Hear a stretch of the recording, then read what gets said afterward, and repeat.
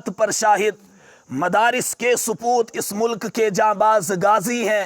سیاسی کھیل ہے ورنہ یہ دشمن بھی سمجھتا ہے، سیاسی کھیل ہے ورنہ یہ دشمن بھی سمجھتا ہے کہ اسلامی مدارس مرکز کردار سازی ہیں۔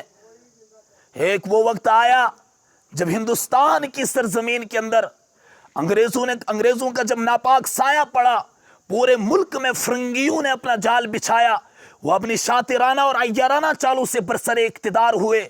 ملک کے ہر خطے اور ہر گوشے پر باشندگان وطن کے گلے میں محکومی و غلامی کا فندہ ڈالنا شروع کر دیا۔ ملک کی معصوم اور پاک باز خواتین فرنگیوں کی عیاشی و عیش کوشی کا شکار ہونے لگی۔ ان کی عفت و عصمت کی چادریں انگریزوں کی ہوس پرستی کا نشانہ بن گئی۔ اس وقت ہر ہندوستانی کے دل میں انگریزوں کی سفاکی و خون ریزی سے رہائی اور توکے غلامی سے نجات کا جذبہ پیدا ہوا۔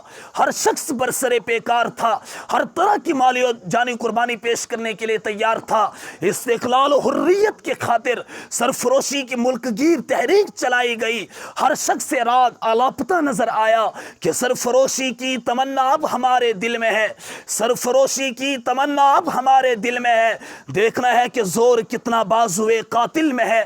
لیکن 1857 عیسوی کی جنگ آزادی میں انگریزوں کا سب سے بڑا ہدف یہ تھا کہ ہندوستان سے قرآن اور علماء کو ختم کر دیا جائے۔ ان کا بنیادی مشن یہ تھا کہ علماء تیار کرنے والے مدارس اسلامیہ کے سلسلے کو بند کر دیا جائے۔ لیکن حضرات اکابرین علیہ الرحمہ کی دور اندیشی پر سلام پیش کرتا ہوں کہ اس وقت کے اندر، ایسے ماحول کے اندر، حضرات اکابرین علیہ الرحمہ نے ہندوستان کے گوشے گوشے میں، ہندوستان کے خطے خطے پر مدارس اور مکاتب کا جال بچھایا۔ مدارس اور مکاتب کا جال بچھانے کے بعد ہندوستان کے ہر کونے میں، ہر اطراف میں مدارس کا جال بچھا کر پھر میں کہتا ہوں کہ ان مدرسوں نے امت کو کیا دیا؟ یہ تو وہ جانتے ہیں کہ ان مدارس کا کردار کیا ہے، یہ مدارس سے کس تعلیم کو فروغ دیا جا رہا ہے۔ وہ تو جانتے ہیں کہ مدارس امن کی تعلیم دیتا ہے، وہ تو جانتے ہیں کہ مدارس سے رواداری کی تلقین کا سبق دیا جاتا ہے، وہ تو جانتے ہیں کہ مدارس سے